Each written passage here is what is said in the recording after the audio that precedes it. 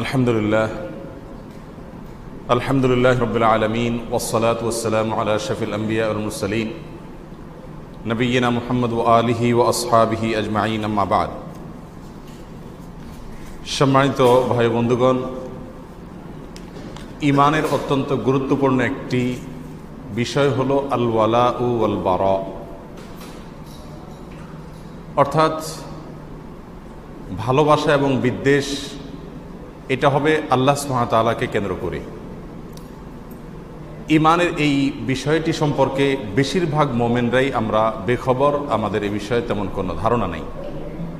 অথচ এটা ছাড়া একজন মুমিনের ঈমান কোনো কোনো ক্ষেত্রে গ্রহণযোগ্যই হবে না, কোনো কোনো ক্ষেত্রে এটা ছাড়া একজন মুমিনের ঈমান পূর্ণাঙ্গতা পাবে না। আল ওয়ালা ওয়াল বারা দুটি শব্দ, কাকে বলা হয় ওয়ালা, কাকে বলা হয় বারা। আমরা সংক্ষেপে যদি এর পরিচয় জানি, ওয়ালা বলা হয় একজন মুমিন তার ভালোবাসা হবে আল্লাহ সুবহানাহু ওয়া তাআলার প্রতি, এবং সেই ভালোবাসা হবে পৃথিবীর যে কোনো বস্তু, ব্যক্তি এবং যে কোনো বিষয়ের ভালোবাসার চাইতে অনেক বেশি প্রগাঢ়। আল্লাহ সুবহানাহু ওয়া তাআলা কোরআনে কারীমে ইরশাদ করেছেন, ওয়াল্লাযীনা আমানু আশাদ্দু হুব্বাল লিল্লাহ, আর যারা ঈমান এনেছে তারা আল্লাহর প্রতি ভালোবাসায় সবচাইতে কঠোর এবং শক্ত। আল্লাহর প্রতি যে তাদের ভালোবাসা, সেটা হবে সবচাইতে শক্ত, সবচাইতে প্রবল। অন্য কোনো কিছুর প্রতি ভালোবাসা এতটা প্রবল, এতটা শক্ত হবে না। আল্লাহর প্রতি ভালোবাসার পরেই একজন মুমিনের সবচাইতে বেশি ভালোবাসা হবে তার রাসূলের প্রতি সাল্লাল্লাহু আলাইহি ওয়াসাল্লাম, এবং একটা পর্যায়ে সারা পৃথিবীতে ছড়িয়ে ছিটিয়ে থাকা সকল মুমিনদের প্রতি, সকল আল্লাহ ভীরুদের প্রতি, সকল মুত্তাকীদের প্রতি, সকল নেকামলকারী বান্দাদের প্রতি একজন মুমিনের ভালোবাসা থাকবে অনেক প্রগাঢ়। এটা হলো ওয়ালা। ওয়ালাকে আরো বিভিন্নভাবে ব্যাখ্যা করা যায়, সরলভাবে বা সহজভাবে আমরা এটুকু ব্যাখ্যা করার চেষ্টা করলাম। আরেকটা হলো বারা। বারা মানে হলো যে ব্যক্তি আল্লাহর প্রতি ঈমান আনে না, যারা আল্লাহর প্রতি বিশ্বাস রাখে না, যারা তার রাসূল সাল্লাল্লাহু আলাইহি সাল্লামের আনুগত্য করে না, যারা কোরআন এবং সুন্নাহর অনুকরণ করে না, যাদের ভেতরে ঈমান নাই, যারা ইসলাম আনয়ন করে নাই, এই সমস্ত ব্যক্তিদের প্রতি তার ভালোবাসা থাকবে না, তাদের প্রতি তার থাকবে বৈরিতা। এটা হলো বারা। এই ওয়ালা এবং বারা, ঈমানের এই গুরুত্বপূর্ণ বিষয়টা আজকের এই যুগে অবহেলিত হওয়ার একটা বিশেষ কারণ হলো, আজকের যুগটা হলো সেকুলারিজমের যুগ। এটা হলো জগা খিচুড়ি ইজমের যুগ। এই ইজম মানুষকে শেখায় যে উদার হতে হবে। সন্দেহ নাই, একজন মুসলিম অবশ্যই উদার হবেন, তার দৃষ্টিভঙ্গি অনেক প্রসারিত হবে এবং তিনি কখনো সংকীর্ণ চিন্তার হবেন না। কারণ যে ইসলাম আমাদেরকে দেয়া হয়েছে সেই ইসলাম হলো বৈশ্বিক ধর্ম। আমাদের যে রব আল্লাহ সুবহানাহু ওয়া তাআলা, তিনি হলেন গোটা বিশ্বের রব, শুধু মুসলমানদের রব না। আমাদের যে নবী, তিনি হলেন রাহমাতুল লিল আলামিন, তিনি হলেন সারা পৃথিবীর সকল জগৎবাসী সকলের জন্য রহমত, শুধু মুমিনদের জন্য রহমত নন। আপনি অন্যান্য ধর্মের সাথে ইসলামের যদি তুলনা করেন, একটি বিষয় অত্যন্ত পরিষ্কার হয়ে যাবে, তা হলো অন্যান্য ধর্মগুলো ব্যক্তি কেন্দ্রিক বা ব্যক্তির নামে পরিচিত হয়েছে। কথার কথা, ঈসাই ধর্ম, খ্রিস্টান ধর্ম, যিশু খ্রিস্টের নামানুসারে খ্রিস্টান ধর্ম হয়েছে। ঈসা আলাইহিস সালামের নামানুসারে ঈসা আলাইহিস সালামের ধর্ম বা ঈসা ইসলামের কেন্দ্রিক যে ধর্ম বেড়ে উঠেছে সেটা বলা হয়। ইহুদি, সেটাও একজন ব্যক্তি কেন্দ্র করে এই নামটি প্রবর্তিত হয়েছে। এভাবে অন্য যত ধর্ম দেখবেন, বৌদ্ধ ধর্ম দেখবেন গৌতম বুদ্ধকে কেন্দ্র করে, একজন ব্যক্তিকে কেন্দ্র করে ধর্মের নাম গড়ে উঠেছে। ইসলাম ধর্মের নাম কি? আমাদের ধর্মের নাম কি? ইসলাম। ইসলাম কি কোনো ব্যক্তির নাম, কোনো জায়গার নাম, কোনো দেশের নাম? আরবে ইসলাম এসেছে, কিন্তু তাই বলে ইসলামের নাম এরকম হয় নাই যে আরাবিয়ান ধর্ম। মুহাম্মদ সাল্লাল্লাহু আলাইহি ওয়াসাল্লামের প্রতি ইসলাম নাজিল হয়েছে, সেজন্য বলা হয় না এটা মুহাম্মদী ধর্ম। এ ধর্মের নাম হলো ইসলাম। এর নামের ভেতরে বিশাল ব্যাপকতা এবং বিশালতা এবং উদারতা আছে। সবাইকে আপন করে নেওয়া, গোটা বিশ্বের জন্য এই ইসলাম এসেছে। আমাদের যে রব, তিনি রব্বুল মুসলিমিন নাকি রব্বুল আলামিন? রব্বুল মুসলিমিন মানে হলো মুসলমানদের রব। তিনি কি মুসলমানদের রব শুধু? আল্লাহ তার বিরোধীদের, অবাধ্যদেরকেও খাওয়ায় না, রিজিক দেয় না, পালে না, আল্লাহ সুবহানাহু ওয়া তাআলা রব্বুল আলামিন, সারা বিশ্বের সমস্ত মানুষ এমনকি সকল সৃষ্টি সকলের জন্যই আল্লাহ সুবহানাহু ওয়া তাআলা রব, প্রতিপালক। আমাদের নবী, তাকে আল্লাহ সুবহানাহু ওয়া তাআলা ভূষিত করেছেন রহমাতুল লিল আলামিন বলে। রহমাতুল লিল আলামিন মানে কি? গোটা জগৎবাসীর জন্য তিনি করুণা। তিনি শুধু মুসলমানদের জন্য করুণা বা অনুগ্রহ নন। প্রিয় ভাইরা আমার, এই বিষয়গুলো প্রমাণ করে ইসলাম অনেক উদার, ইসলাম অনেক প্রশস্ত চিন্তার একটা আদর্শ, একটা দিন, একটা ধর্ম। গোটা বিশ্বের জন্য আল্লাহ সুবহানাহু ওয়া তাআলা ইসলাম এই দিনকে পাঠিয়েছেন। এর ব্যাপকতা অনেক বিশাল। কিন্তু এর মানে এই না যে একজন মুসলিম বিশ্বাসে, চিন্তায়, চেতনায় তিনি জগা খিচুড়ি হবেন। জগা খিচুড়ির মানে কি? জগা খিচুড়ির মানে হলো সব ধর্মই ঠিক আছে, কোনো ধর্মই খারাপ না। ঠিক আছে, আপনি কোন ধর্মের নিন্দাবাদ এমনভাবে করবেন না যে সেই ধর্মের অনুসারীরা কষ্ট পায়। আল্লাহ সুবহানাহু ওয়া তাআলা কোরআনেই নিরুৎসাহিত করেছেন এই ধরনের কর্মকাণ্ড করতে। আল্লাহ সুবহানাহু ওয়া তাআলা কোরআনে কারীমের এক জায়গায় বলেছেন, সে সকল মাবুদদেরকে তোমরা গালমন্দ করো না যাদেরকে মানুষ পূজা করে। যদি তোমরা সেটা করো তাহলে তারাও তোমাদের রব আল্লাহকে গালমন্দ করবেন।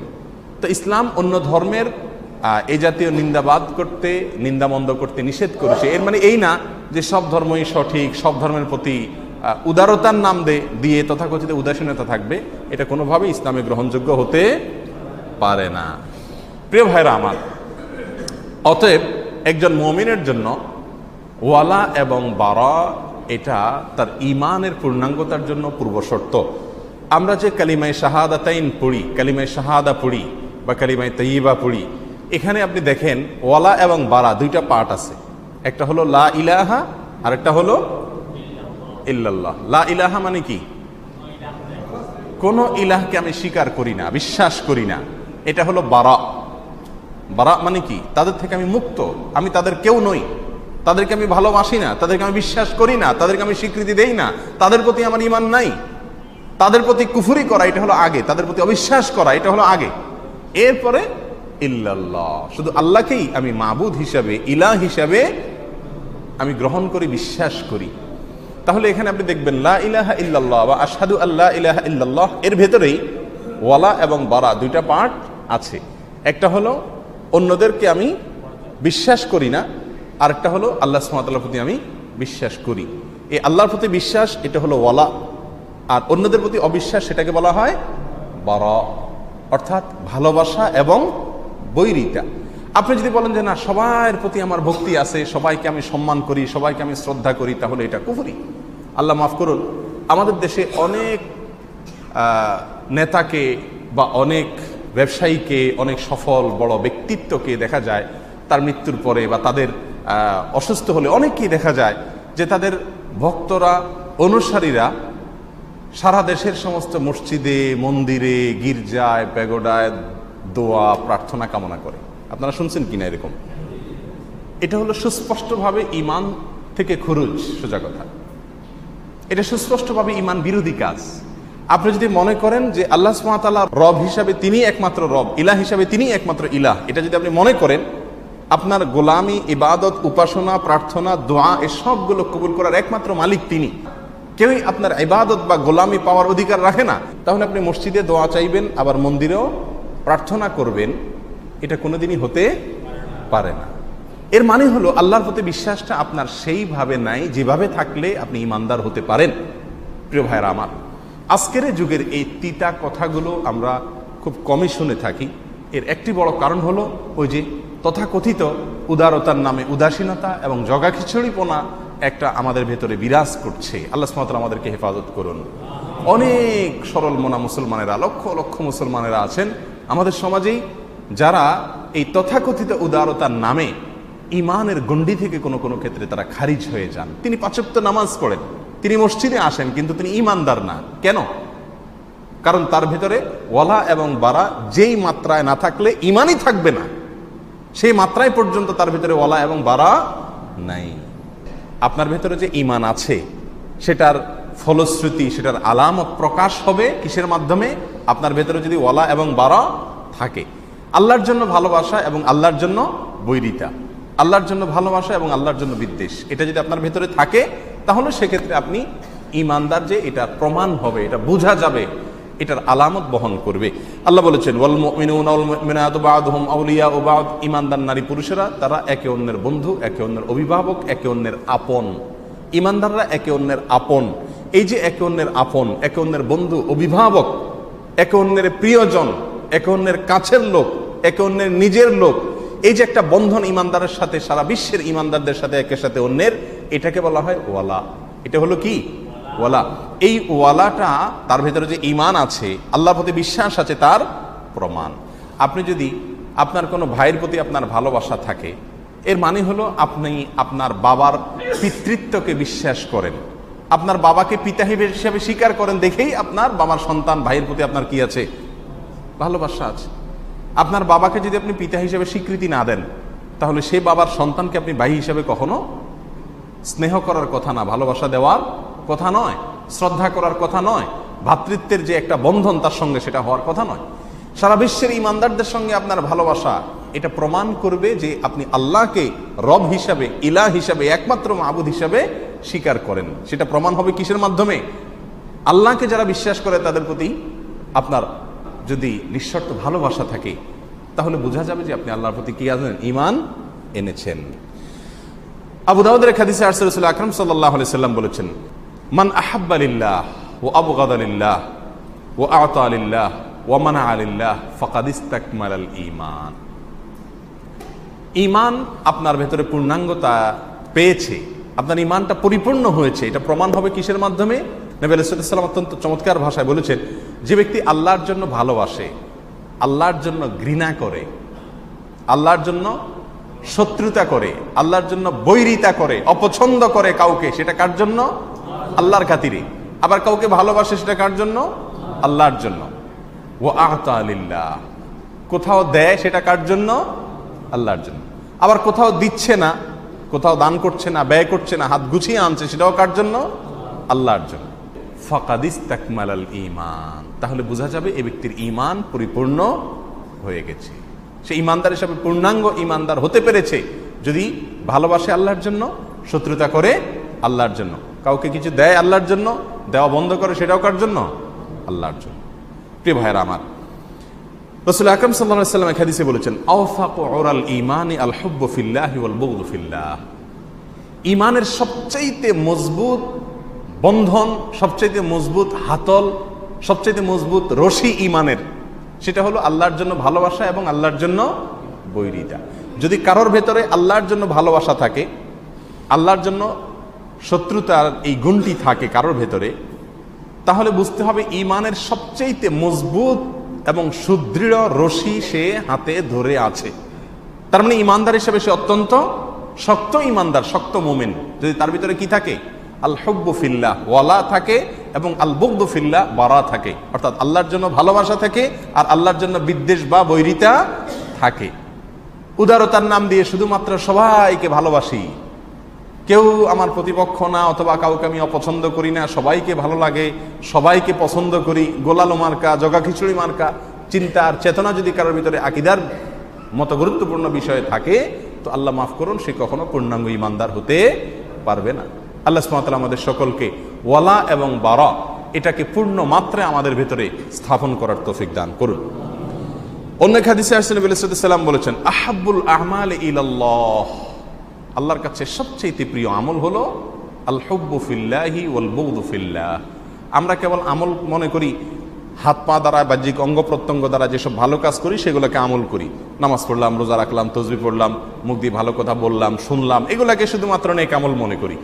শুধু নেক আমল নয়, আল্লাহর কাছে সবচেয়ে প্রিয় একটি আমল যেটা দেখা যায় না, যেটা দৃশ্যমান না, যেটা বাহ্যিক অঙ্গ প্রত্যঙ্গ দিয়ে করা যায় না, শুধু অন্তর দিয়ে উপলব্ধি করা যায়, অন্তরে লালন করা যায়, বিশ্বাস করা যায়, সেটা কি? আল হুব্বু ফিল্লাহি ওয়াল বুগদু ফিল্লাহ, আল্লাহর জন্য ভালোবাসা আর আল্লাহর জন্য বৈরিতা। প্রিয় ভাইরা আমার, রাসূল আকরাম সাল্লাল্লাহু আলাইহি ওয়াসাল্লাম ইরশাদ করেছেন, সালাতুন মান কুন্না ফীহি ওয়াজাদা বিহিন্না হালাওয়াতাল ঈমান। তিনটি বিষয় যদি কারোর ভেতরে থাকে, এর ফলে সে ঈমানের স্বাদ আস্বাদন করবে, ঈমানের মধুরতা উপলব্ধি করবে। আমরা সবাই ঈমান এনেছি, কিন্তু ঈমানের স্বাদ কি আমরা পাই, মজাটা পাই? আমাদের অবস্থা হয়ে গেছে জন্ডিসের রোগীর মতো। জন্ডিস রোগীর অবস্থা কি, যে মিষ্টি খাচ্ছে না তিতা খাচ্ছে কোনো খবর নেই, এরকম অবস্থা হয় না? জন্ডিস সহ অনেক রোগের যারা আক্রান্ত তাদের দেখা যাচ্ছে যে ভালো মন্দ পরখ করার মতো, আস্বাদন করার মতো শক্তি তাদের থাকে না। ঠিক তেমনিভাবে আমরা অনেক মানুষ আছি যারা ইমানদার আমরা দাবি করি, অথচ আমরা ভালো মন্দকে পরখ করবার মতো অবস্থা আমাদের নাই। ইমানের মজা আমরা পাই না, ইমানের স্বাদ পাই না, যার কারণে ফজরের সময় উঠতে কষ্ট হয়, নেকামল করতে কষ্ট হয়, গুনাহ ছাড়তে কষ্ট হয়।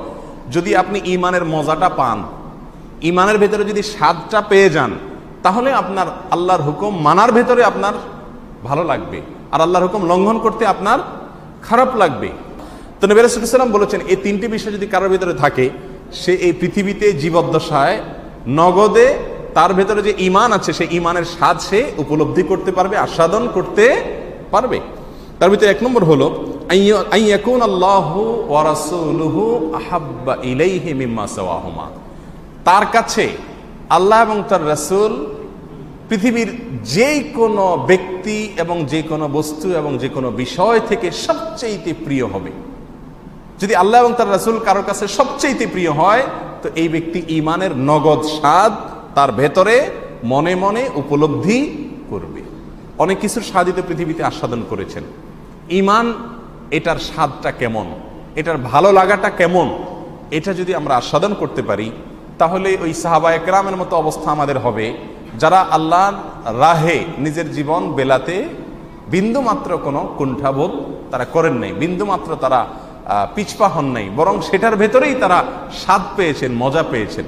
তাদেরকে আপনি যদি বেঁধেও রাখেন, সারা পৃথিবীও দিয়ে দেন, আর বলেন যে আল্লাহর একটি বিধান লঙ্ঘন করবা, তো এটা তাদের দ্বারা অসম্ভব ছিল।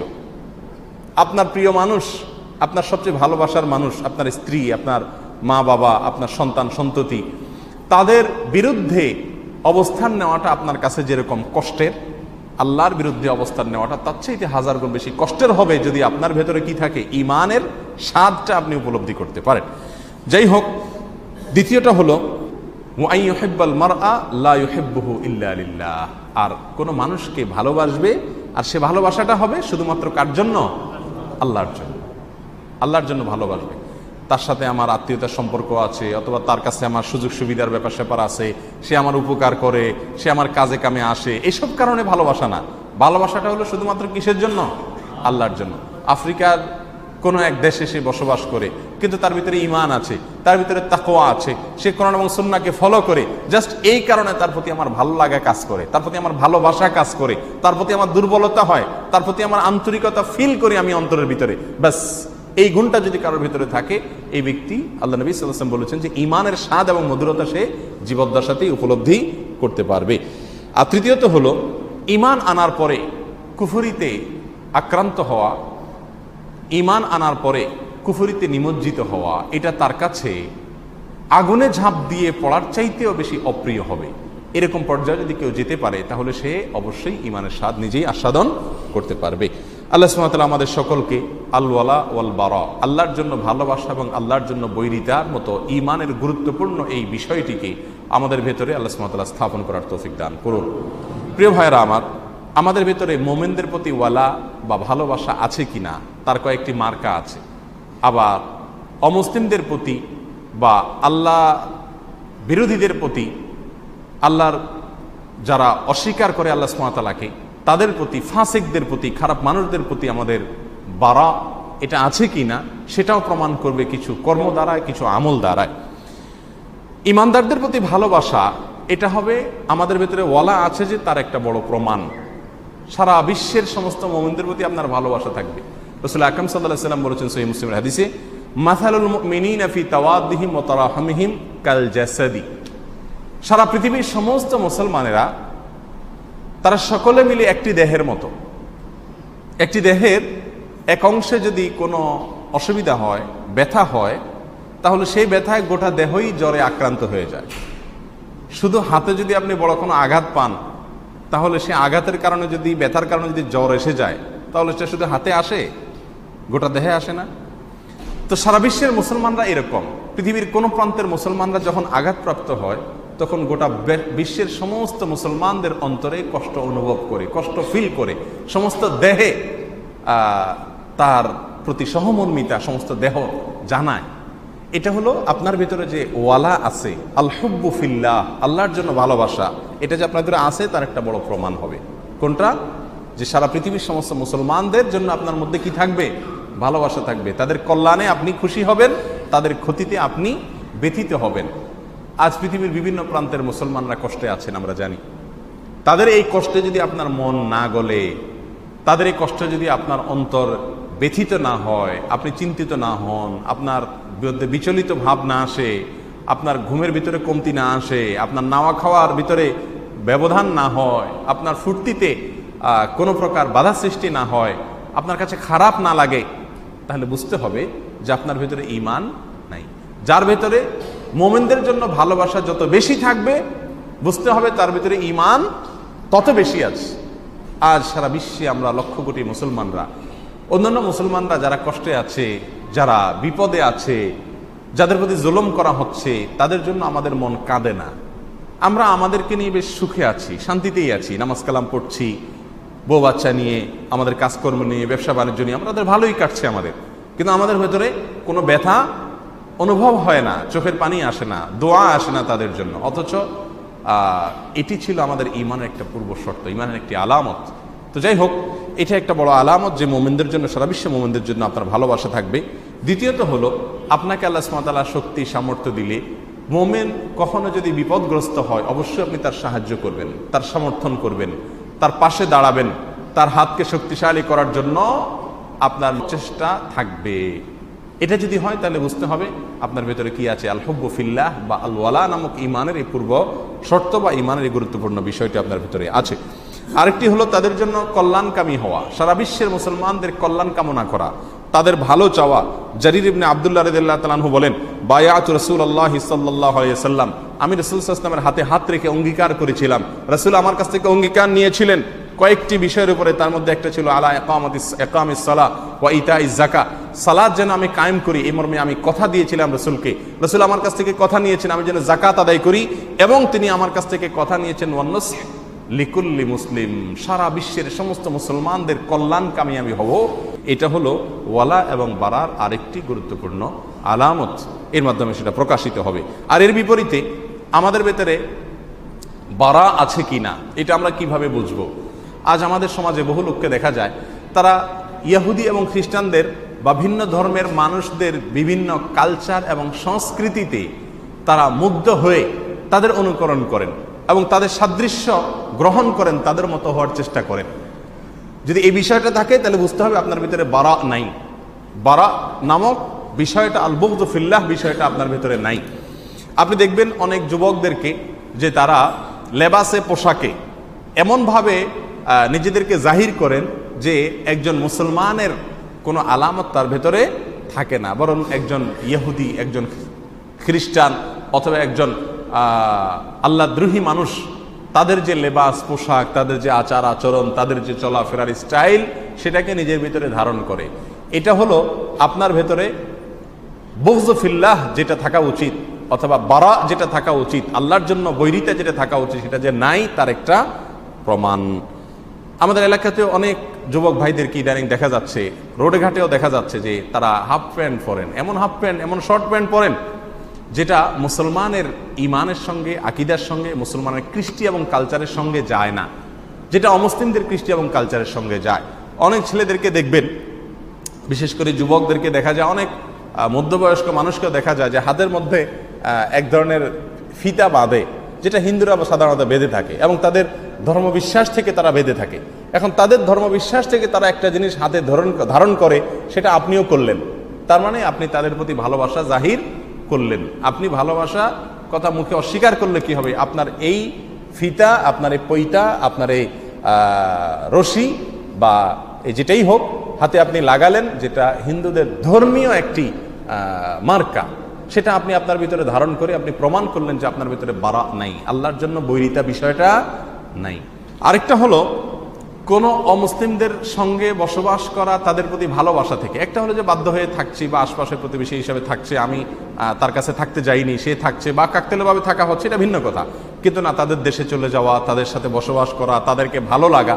আমাদের সমাজে অনেক লোক দেখতে পাবেন যাদেরকে আমরা মুসলমান হিসাবে জানি, কিন্তু তারা অমুসলিমদের সঙ্গে তাদের সখ্যতা, তাদের ভালোবাসা এত বেশি যে এত মাখামাখি, এত ঢলাঢলি, মনে হয় যে তারাই তাদের সবচাইতে আপন। এই টাইপের কিছু লোক আছে না নেই? এটা হলো তার ভেতরে যে বারা নাই, এটার একটা প্রমাণ। আর বারা না থাকা মানে হলো ঈমান না থাকা। আল্লাহর প্রতি ঈমান যদি থাকে অবশ্যই বারা থাকতে হবে, বুগয ফিল্লাহ থাকতে হবে, আল্লাহ বিরোধীদের প্রতি বৈরিতা থাকতে হবে। এখানে উদারতার কোনো সুযোগ নাই। এটা উদারতা না, এটা উদাসীনতা, এটা ঈমানহীনতা, সোজা কথা। আজ যে গোটা পৃথিবীব্যাপী আমাদেরকে উদারতার সবক দেওয়া হয় মুসলমানদেরকে, আমরা আগেই বলেছি মুসলমানদের চাইতে বড় উদার পৃথিবীতে আর কেউ হতে পারে না। ইসলাম আমাদেরকে শিক্ষা দেয় আমাদের মনকে বিশাল করবার জন্য। এর মানে এই নয় যে আমার আর আপনার এই দুইটার ভিতরে আমরা ব্যবধান করব না। আমরা দুনিয়ার ক্ষেত্রে খুব ভালো করে বুঝি, আমার পকেট আমার, আপনার পকেট না সেটাও আমার, সেটা আপনারটা আপনার। আমরা দুনিয়াটা খুব ভালো বুঝি, আমার বউ বাচ্চা আমার, আপনার বউ বাচ্চা আপনার। এই সহজ কথা আমরা বুঝি না। ধর্মের বেলায় আসলে আমরা এটাকে এমনভাবে তালগোল পাকিয়ে ফেলি, আমরা বলতে চাই যে না, আপনারটাও আমার, আমারটাও আপনার, আসেন আমরা জগা খিচুড়ি হয়ে যাই। এরকম একটা আহ্বান চলছে না এখন? আল্লাহ তাআলা মাফ করুন, এটা ঈমানের সঙ্গে কোনো অবস্থাতেই যায় না। তারটা তাকে করতে দেন, আপনারটা আপনি করেন, কিন্তু বেশি ভালো শাস্তে গিয়া তার সাথে যায় গোলালো হয়ে মিশামিশি করলেন, এটা হলো আল্লাহর প্রতি কুফরি, আল্লাহর প্রতি অবিশ্বাসের একটা বড় আলামত এবং মার্কা। আল্লাহ তাআলা আমাদেরকে হেফাজত করুন। যাই হোক, তাদেরকে অন্তরঙ্গ বন্ধু হিসাবে গ্রহণ করা, যাদের প্রতি আল্লাহর প্রতি যাদের ঈমান নাই, যারা ফাসিক, যারা কাজে কর্মে আল্লাহ বিরোধী, কোরআন সুন্নাহ বিরোধী, তাদের প্রতি যদি আপনার অন্তরে অন্তরঙ্গতা থাকে, তারা আপনার একেবারে জিগরি দোস্ত যেটাকে বলে, এই টাইপের যদি হয়, তাহলে বুঝতে হবে যে আপনার ভিতরে বারা নামক গুণটি নাই। অনেক যুবক যুবতীকে, অনেক ছেলে মেয়েকে আমরা দেখি আজকাল তাদের নামগুলো বিভিন্ন খ্রিস্টানদের নামে নামকরণ করে তাদের বাবা মারা। ইদানিং এটা খুব বেশি পরিমাণে দেখা যাচ্ছে। কোন অমুসলিমদের নামে নামকরণ করলেন, অনেক মুসলমান ছেলের নাম শোনা যায় ডেভিড, যদিও ডেভিড এটা দাউদেরই একটা রূপ, কোরআনের ভাষায় দাউদ বলা হয়েছে, কিন্তু খ্রিস্টানরা ডেভিড রাখে। এখন আপনার ছেলের নাম আপনি রাখলেন কি? ডেভিড। এবং দাউদ রাখলে হুজুর হুজুর ভাব লাগে, মুসলমান মুসলমান ভাব লাগে, সেজন্য আপনি একটু স্মার্ট হয়ে কি রাখলেন? ডেভিড, যেটা খ্রিস্টানরা রাখে। তার মানে খ্রিস্টানদের সংস্কৃতিটাকে আপনি পছন্দ করলেন, আপনার ভিতরে যে ঈমান আছে সেই দাবি আপনি করার অধিকার আপনার থাকে না। কথা কি বুঝাতে পারছি? এরকম, এটা একটা এক্সাম্পল দিলাম, আর অনেক আছে। মেরি, মেরি নামে অনেক মেয়ে আছে না নাই আমাদের সমাজে? মারিয়াম এবং মেরি একই জিনিস, কিন্তু কোরআনের ভাষা, ইসলামের ভাষা হলো মারিয়াম। এখন আপনি মারিয়াম না রাখে কি রাখলেন? মেরি রাখলেন, যেটা খ্রিস্টানরা বলে। তার মানে আপনি খ্রিস্টানদের কালচারকে কি করছেন? পছন্দ করছেন, ওটাকে স্মার্ট মনে করছেন। প্রিয় ভাইরা আমার, বোরকা পরলে আপনার কাছে মনে হয় খ্যাত, সেকেলে, পুরাতন, আদিম, আনস্মার্ট, অনাধুনিক। কিন্তু ওই খ্রিস্টান মেয়েরা যে সাদা বোরকার মতোই স্কার্ফ পরে, পুরো শরীর ঢাকে, সেটা দেখে আপনার কাছে মনে হয় যে খুব যুগোপযোগী, খুব স্মার্ট। তাহলে বুঝতে হবে আপনার ভেতরে আসলে ইমানের নামগন্ধ নাই। আপনি নামাজ পড়তে পারেন, কিন্তু আপনি মুসলমান না, মোমেন না। আপনি মসজিদে আসতে পারেন, এমনকি আপনি আলেমও হতে পারেন, কিন্তু আপনার ভেতরে ঈমান নাই। ঈমান যদি থাকে তাহলে সেক্ষেত্রে আল্লাহর প্রতি ভালোবাসার প্রমাণ হিসাবে আপনি মুসলমানের কৃষ্টি, কালচার, সংস্কৃতি আপনার কাছে ভালো লাগবে। প্রিয় ভাইরা আমার, কাউকে যদি ভালোবাসেন, কারোর প্রতি যদি আপনার ভালোবাসা থাকে, তার সবকিছুই আপনার কাছে কি লাগবে? ভালো লাগবে। আর যদি কারোর প্রতি আপনার বিদ্বেষ থাকে, তাহলে সেক্ষেত্রে তার কোনো কিছুই আপনার কাছে ভালো লাগবে না। আল্লাহর প্রতি ভালোবাসা, আল্লাহর প্রতি ঈমানের প্রমাণ হবে। আল্লাহকে কেন্দ্র করে আপনার সকল ভালোবাসাকে আপনি সাজাবেন, আপনার সকল বৈরিতাকে আপনি সাজাবেন। আপনি যদি বলেন যে না, আমার মধ্যে শুধু ভালোবাসা থাকবে, আমি হিংসা, বৈরিতা, বিদ্বেষ, শত্রুতা, বিরোধিতা এগুলো আমার ভেতরে থাকবে না, তাহলে এটা হলো এক ধরনের ভণ্ডামি, সোজা কথা। পৃথিবীতে এমন কোনো মানুষ আছে যার ভিতরে বৈরিতার গুণ নাই? বৈরিতা, বিদ্বেষ, শত্রুতা, ঘৃণা, অপছন্দনীয়তা, এই চরিত্র নাই, এরকম কোন মানুষ পৃথিবীতে আছে? প্রত্যেকটা মানুষের কিছু জিনিসের প্রতি তার ভালোবাসা আছে, কিছু জিনিসের প্রতি তার বৈরিতা আছে। এটা স্বকীয় একটা বিষয়, এটা প্রাকৃতিক একটা বিষয়, এটা সৃষ্টিগত একটা বিষয়। এখন যদি বলেন যে না, গোটা পৃথিবীর সব মানুষকে আমরা গোলালু বানায় ফেলবো, সবার ভিতরে শুধু ভালোবাসা থাকবে, কোনো তথাকথিত আপনার বিদ্বেষ ঘৃণা থাকবে না, তো এটা অসম্ভব। তবে হ্যাঁ, অবশ্যই সেই বিদ্বেষে বৈরিতার অনেকগুলো লেভেল আছে, আমরা সেটা কিভাবে প্রকাশ করব তার নীতিমালা আছে। বৈরিতার মানে এই নয় যে আমি আল্লাহ এবং তার রাসূলের প্রতি যে বিশ্বাস করছে না, আল্লাহ এবং তার রাসূলকে যারা ফলো করছে না, যারা ফাসিক, যারা কাফের, তাদের সঙ্গে মারামারিতে লিপ্ত হব, তাদের সঙ্গে যুদ্ধে লিপ্ত হব, তাদের উপরে আক্রমণ করব, তাদের প্রতি জুলুম অবিচার করব, তাদের কোনো ক্ষয়ক্ষতি করব, এরকম কোনো শিক্ষা ইসলাম অবশ্যই দেয় না, বরং এটাকে হারাম করেছে। কোনো কোনো ক্ষেত্রে এরকম যদি কেউ করে, নবী সাল্লাল্লাহু আলাইহি ওয়াসাল্লাম বলেছেন সে জান্নাতের গ্রাণ পর্যন্ত পাবে না। এখানে বলা হচ্ছে শুধুমাত্র অন্তর থেকে ভালোবাসা এবং বৈরিতার কথা, যেটা আমার কাজ এবং কর্ম দ্বারা কি হবে, প্রমাণ হবে। আল্লাহ সুবহানাহু ওয়া তাআলা আমাদের সকলকে ঈমানের এই গুরুত্বপূর্ণ বিষয়, যেটা নিয়ে আলোচনা খুব কমই হয়ে থাকে, অর্থাৎ আল্লাহর জন্য ভালোবাসা, আল্লাহর জন্য বৈরিতা, আল ওয়ালা ওয়াল বারা, আল হুব্বু ফিল্লাহ ওয়াল বুগদু ফিল্লাহ, আল্লাহর জন্য ভালোবাসা, আল্লাহর জন্য বৈরিতার এই গুণটি আল্লাহ সুবহানাহু ওয়া তাআলা আমাদের সকলের অন্তরে স্থাপন করার তৌফিক দান করুন। আল্লাহ তাআলা আমাদের সকলকে এই গুণটি নিজেদের ভিতরে ধারণ করার তৌফিক দান করুন।